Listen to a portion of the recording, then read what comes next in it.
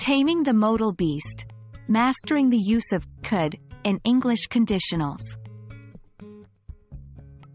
Hello language learners. Today, we're diving deep into the fascinating world of English conditionals, focusing on one of the trickiest aspects, the modal verb, could. This small word can make a big difference in your sentences and sometimes lead to confusion.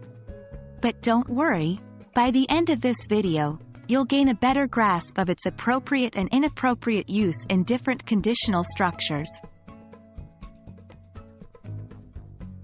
First things first, let's get to know could. As a modal verb, it's often used to express possibility or ability in the past.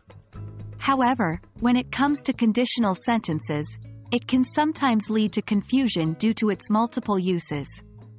In conditionals, it is usually used in the result clause of a second conditional or a third conditional sentence.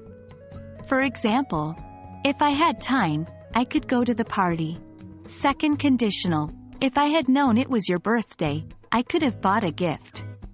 Third conditional, remember, could is used in the hypothetical or contrary to fact conditions. Many learners misuse could in conditionals by putting it in the if clause. This is typically considered incorrect.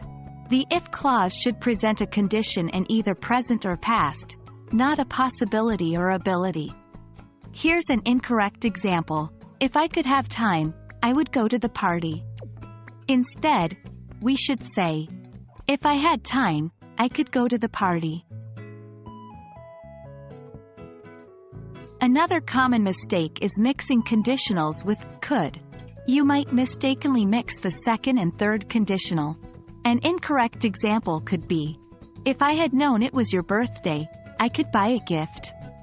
This sentence incorrectly uses could, which should be used with a present unreal condition, with a past unreal condition.